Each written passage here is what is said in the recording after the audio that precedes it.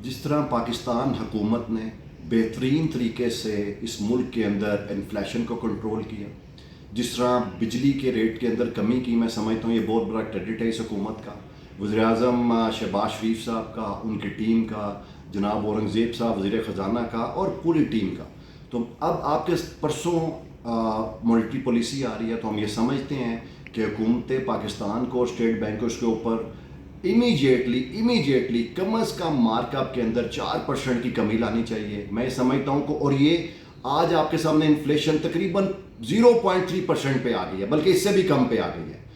तो ये सब इसी वजह से हुआ है जब आपके मुल्क के अंदर बिजली के अंदर कमी आई है, आपके यहाँ प्रोडक्शन बढ़ी है। और अगर अब भी हमने इसके ऊपर फोकस ना किया और इसको इमीडिएटली सिंगल डिजिट पे ना लाए, तो मैं समझता हूँ कि मुल्क की मईशत का बहुत बड़ा नुकसान हो जाएगा।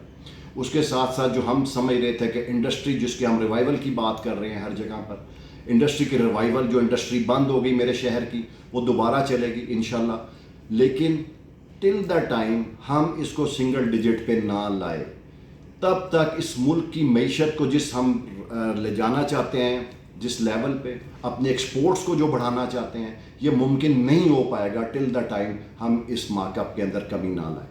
उसके साथ साथ हमारी वज़ीर-ए-आज़म साहब से दोबारा दरख्वास्त है, जैसे उन्होंने जब अनाउंस किया तो उसी वक्त हमें खुशखबरी सुनाई थी कि विदिन 1 मंथ आपको फर्दर बिजली के रेट्स में कमी नज़र आएगी। तो हमारी दरख्वास्त है वज़ीर-ए-आज़म साहब आपसे, आपकी टीम से, वफाकी वज़ीर बिजली से, कि इमीडिएटली बिजली के रेट को अनाउंस करें, 26 रुपये यूनिट पे लेके आएँ, ताकि हम दुनिया से मुकाबले कर सकें। हम दुनिया में बहुत पीछे रह गए, हमारी एक्सपोर्ट्स आज भी 30 से 35 बिलियन के दरमियान घूम रही हैं, और जो मुल्क हमसे बहुत पीछे थे उनकी एक्सपोर्ट्स 400 बिलियन डॉलर पे चली गई हैं। तो मेरी दरख्वास्त है वज़ीर साहब आपसे कि फौरी तौर पर इस पर इमीडिएट एक्शन लें, बिजली के रेट में भी कमी करें। इसके साथ साथ वज़ीर साहब से और वज़ीर ख़जाना साहब से दरख्वास्त है, इस मुल्क के अंदर एक बहुत बड़ा सेक्टर है जिसको हम प्रॉपर्टी सेक्टर कहते हैं, कंस्ट्रक्शन सेक्टर कहते हैं, उससे रिलेटेड तकरीबन 72 इंडस्ट्रीज़ हैं। आज या वो इंडस्ट्रीज़ बंद हो चुकी हैं या बंदिश के दहाने पर हैं। क्या इस मुल्क में हम उन इंडस्ट्रीज़ को नहीं बचाना चाहते? मेरा आपसे दरख्वास्त होगी कि उन इंडस्ट्रीज़ को भी बचाएं, इस मुल्क के अंदर कंस्ट्रक्शन सेक्टर को चलाएं।